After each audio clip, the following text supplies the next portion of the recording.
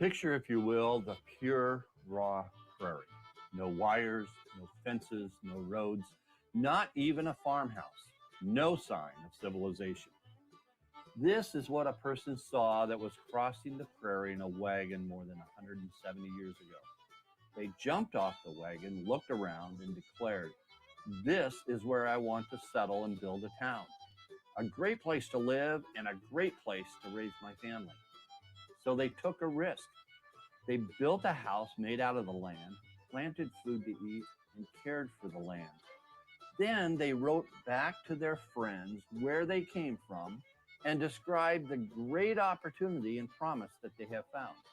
They invited who they knew to join them in their discovery, people they had a relationship with, and so they came, family by family, and those families invited others they knew, who they wanted to live with within that community.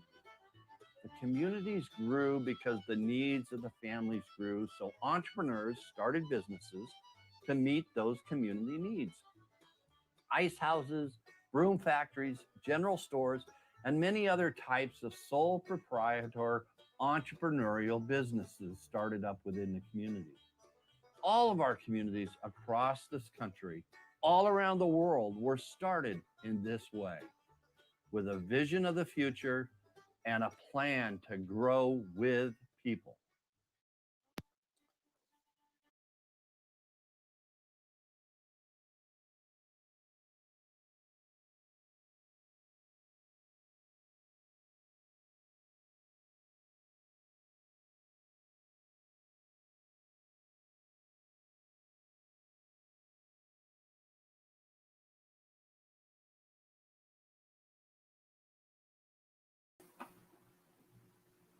Hey, hi.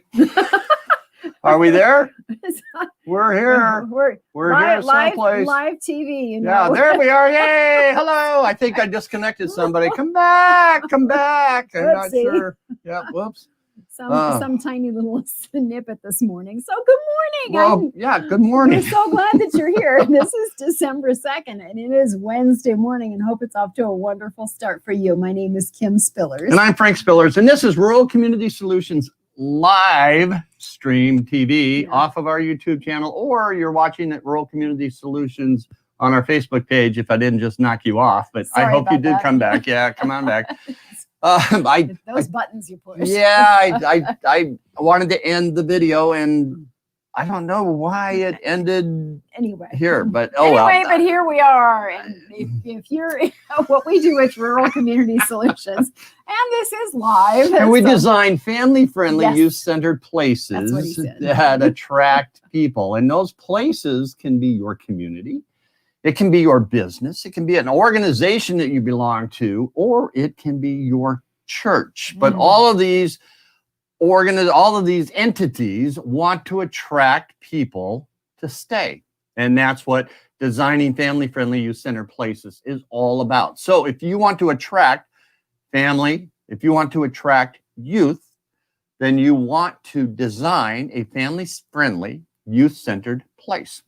And so if that sounds like something that you'd like to do to spice up your community, to increase the life and livelihood and vitality and opportunity, then you're in exactly the right spot. And we're so grateful that you're here.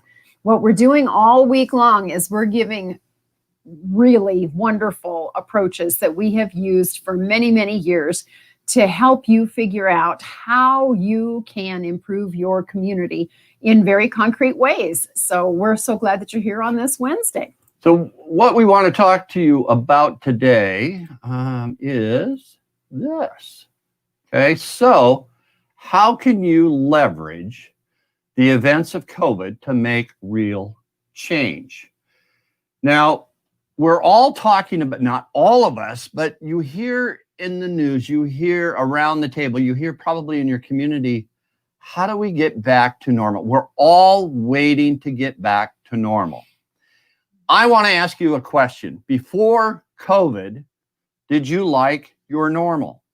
If you liked what was happening, if you liked your community losing population, if you liked your organization not attracting the people that you want or need to volunteer, if you liked your church just maintaining its membership and its congregation of how they attend, and you're not growing or you're just maintaining. That was normal. So this is a major question that you need to answer as you come out and we rebuild. And it's just this week that we have learned that the vaccine is on its way to people. All right. And so over the next couple of 6 months, that would be a year, actually a couple of six. So anyway, it may take that, but we'll see. over the next several months, we will be having that vaccine roll out, and we will be getting back to where we can congregate. That's what we're getting back to, where our lives can be. I don't want to be normal. I don't want our business to go back to normal. I want to come out of this as better than we were when we came out. Yes. And that's what Rural Community Solutions is striving for. We're putting more things online. We're creating more digital processes. We're creating more digital classes for you to take advantage of, or I can't figure out that word. It's in there. You know how when you go, it's just there's that block there.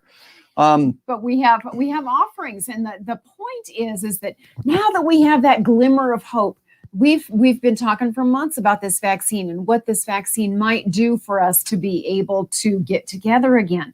And we're craving that. We're missing being around our people. We're missing people being in our businesses. We're missing the retail, the revenue. We're missing all of that. We're missing being with our loved ones as easily as we want to be.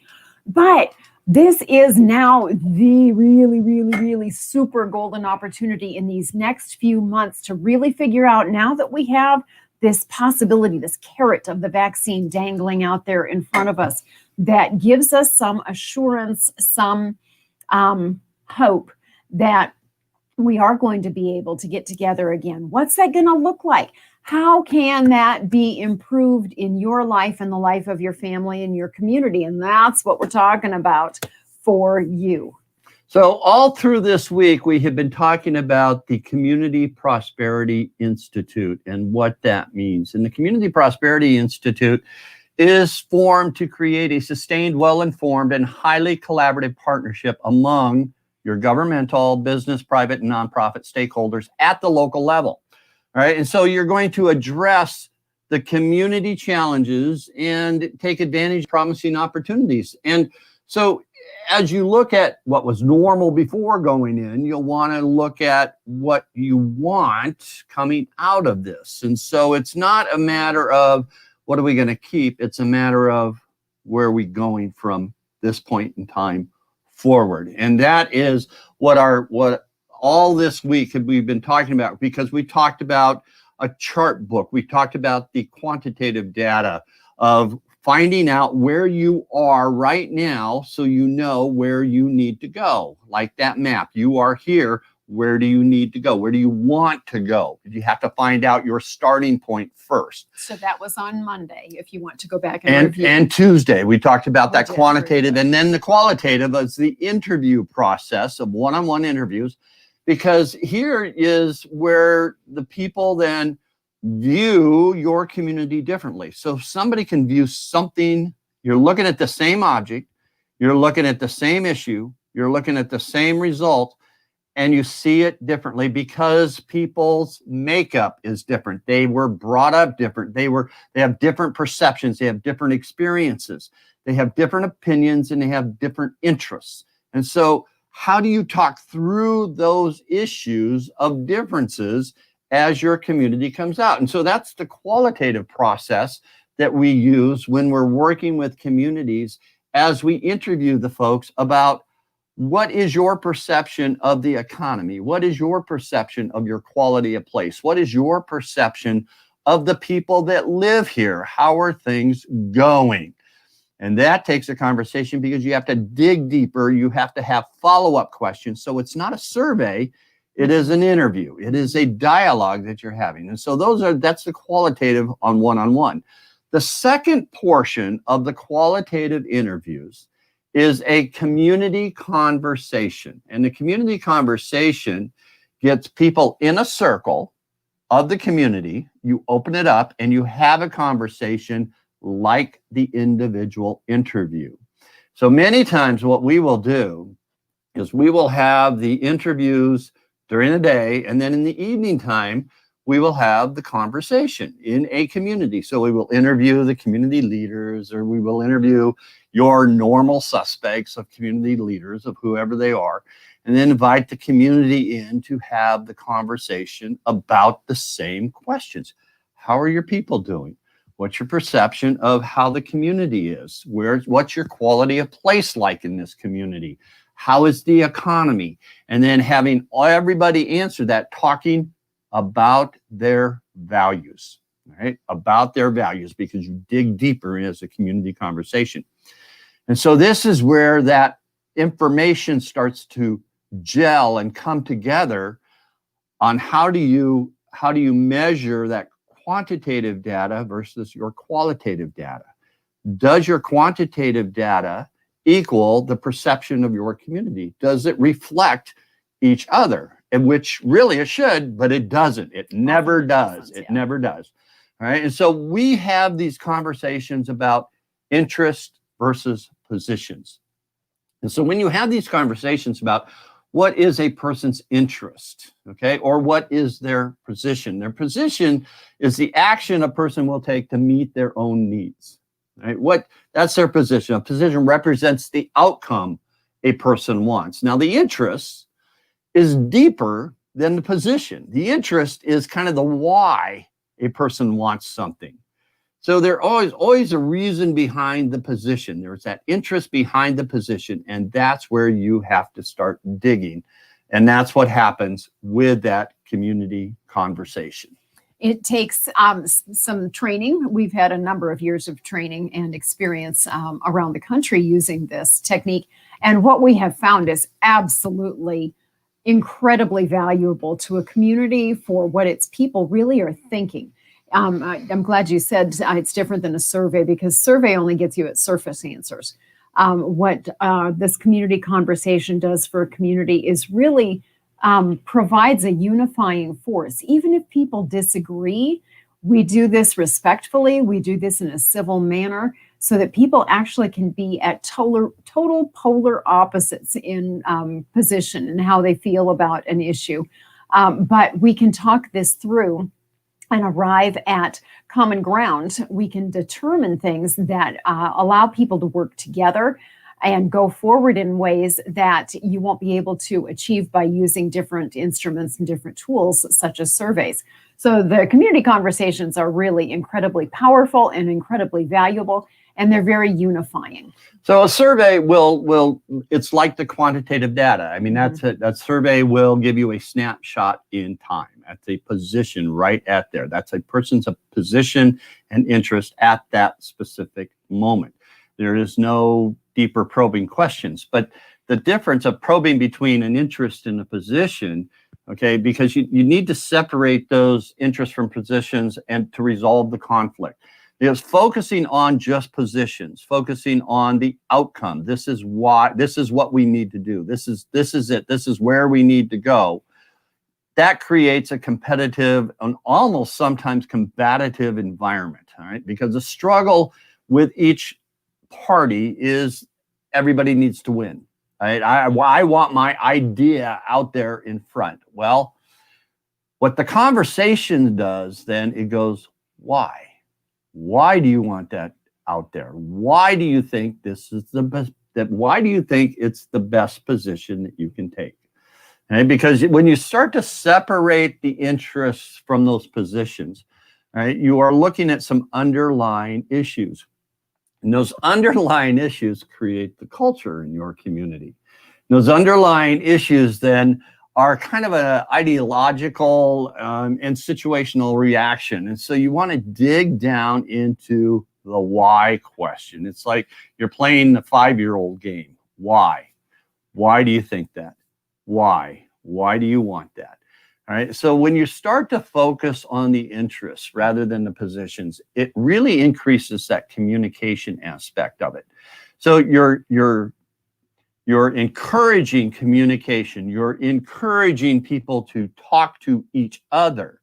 So when we do community conversations and when we train people to do these community conversations through our Engagement Institute, as we have a specific institute designed to help you have these types of conversations in your community.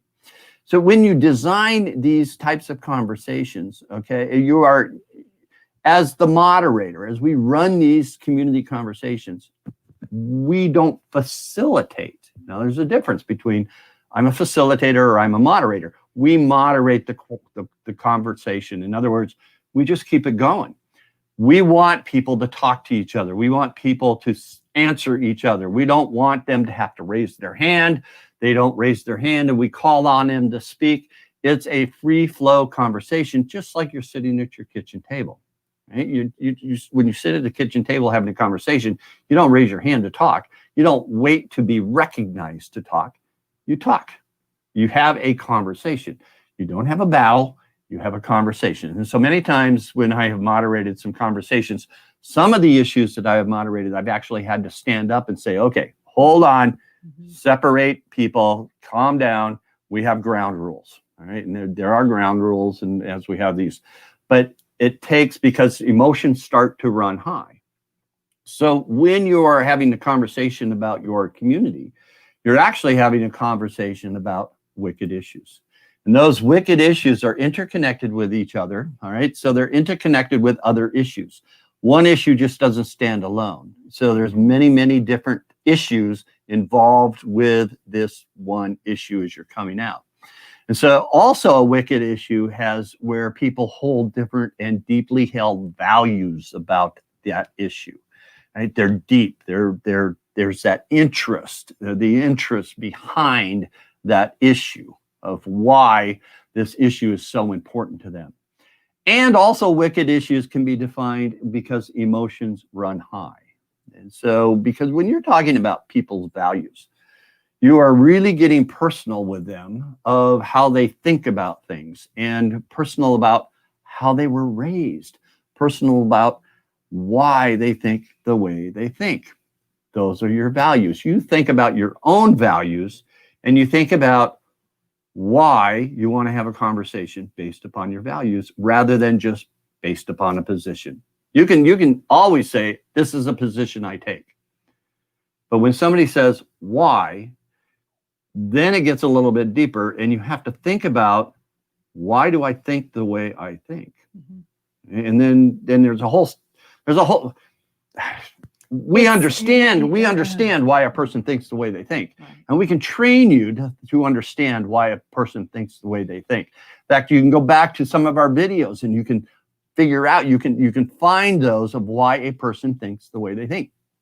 This is why we're so ingrained in early care and education in your community, youth-centered, is because the youth learn everything from the environment.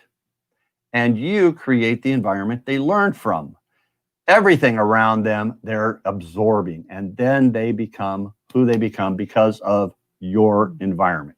This is why issues are so important. This is why getting back to normal of your community will not work. That's not an option that you should be considered. You really need to think about, how do you do a community prosperity institute? Because that gets you thinking about coming out of this differently than you went in. So if you want to come out better, it's going to take an effort, and it's going to have to start right now in 2021 for you to start planning and to organize your community to come out better by mid-year. Mm-hmm. Right? Because that's about the time people are going to start to come back, around summertime, we hope. Knock on whatever we can knock on. There's wood over here. There's wood over there. All right. And so as we look at that, we really want to have your community prepared, because when you sweep things under the rug, right? You're sweeping them under the rug. You'll say, oh, we'll handle that issue later. Later never comes. Later continues to snowball. That rug, the bump in the rug tends to get bigger and bigger and bigger. And that's why it's easier to handle it when it's a small little bump instead of a great big dust elephant underneath there. So you don't want that rug to become bigger, because this is what happens. All right. When you're taking people's choices away and you're not having conversations, you're just making decisions for them. And if that's normal, then you have a lot of disruptive issues within your community, within your church, within your organization, within your business, because you're not involving and engaging people. When you build a relationship with somebody and you engage them, you listen to them, you let them talk through their values, you build trust with people, right? When you don't have trust, then you get very disruptive issues. The choices of a person that's being taken away, the more disruptive that issue gets. And when that issue then becomes more disruptive, the higher the cost it is to resolve. When you have a very disruptive issue, you have a high cost to resolve that issue. Now, that cost can come in conflict resolution. The cost can come in hiring a consultant to come in and build civility in your community, or the cost can come in because it's a disruptive issue. You are not developing correctly. You are not building. You're not attracting people. Do you want to go to a place where people fight all the time, or where the tension is so thick you can cut it with a knife? That's what a disruptive issue, and that's what sweeping things under the rug can cause. Tension, so much that you can cut it with a knife. And so we want you to start thinking about, how do you do this? How do you form your community, and how do you start your community so you can get these people to look at the problem, that look at the issues of wherever they are, you can to help them see what another person sees. Because when you can help a person see what another person sees, you start building that trust. You start building that engagement. You start building better policy to help run your community, run your business, run your organization. Because people want to be involved in decision making. They want to feel like they are in. They want to feel like they are a part of the growth process. So I go back to the beginning. Think about where you were in January or February of 2020. What were you doing? What were you working on? What were you looking at as far as data goes? And is that where you want to get back to? Because that was normal back then. Now, where do you want to be when you come out of the COVID crisis? That's a decision you have to make. And in 2021, when you bring in the Community Prosperity Institute, you have the quantitative and qualitative data, you have the interviews, and now we're adding in the community conversations. And when you come back tomorrow, what we're going to be talking about is, what do we do? What does our team do to take all that data, the quantitative data and the interviews and the community conversations, we shake them all up. What do we do, and what do we come out of that with that you can use to make better decisions, to make a better community, and to make better organizations? So come on back tomorrow at 10:30 Central Time. 11:30. What'd I say? 10:30. Oh yeah. Okay. Well, if you're in Mountain Time, come back at 10:30. If you're in Central Time, come at 11:30. Yes. All right, 11:30 Central Time, right here at the Rural Community Solutions TV live stream. And we're going to be talking about our theme analysis and how we develop the opportunities, not the issues. We're not looking for what's wrong. We're looking for, what assets do you have that you can build on right now as low-hanging fruit, take actions and get results right away. Not only just in the short term you can get results, but then also, how do you turn that around and say, okay, what are our long terms? So short term to long terms, how do we keep it going? How do we stretch that out? Our processes will build prosperity, and that's what you're looking for. How do we develop family-friendly, youth-centered places that attract people, people that will bring a home-based business with them, people that will bring an entrepreneurial venture with them, people that will bring their work with them, a tele-workforce. That's going to be a new thing. How are you going to handle that? All right. And so as we start planning all of this and looking at how your community is going to grow and to be better as they come out of this, right? There's that process. And how do we organize the process for you to be better community? So you come back tomorrow, 11:30 a.m. Central Time at Rural Community Solutions TV live stream, Rural Community Solutions Facebook page, or if you don't have time for the video, you can go to our podcast at anchor.fm/Frank Spillers, and you can listen to us just in your ears and go for a walk, because we're on different platforms. You can get us on Spotify. You can get us on Google Cast. Apple Cast has us, a couple other places. And our podcast is titled Think Like an Entrepreneur, Become a Spark Plug. And you can catch that. Or you can just go to anchor.fm. You can catch that, because in 30 minutes, I will have this downloaded, stripped out of the video with just audio, and it will be in podcast form. So we are so glad that you're here.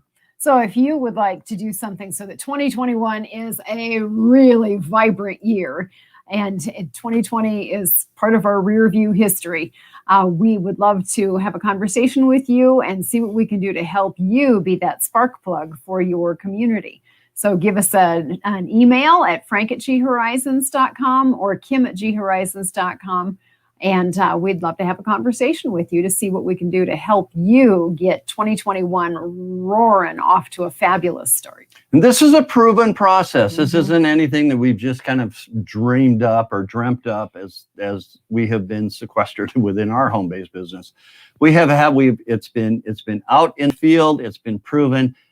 Community Foundations has taken this, and they've loved it, because Community Foundations then have transformed their role as a piggy bank into more of a leader organization, identifying those issues that have been swept under the rug, but also putting resources to the community that can handle those issues in a long-term process. Because your community didn't become what it is overnight.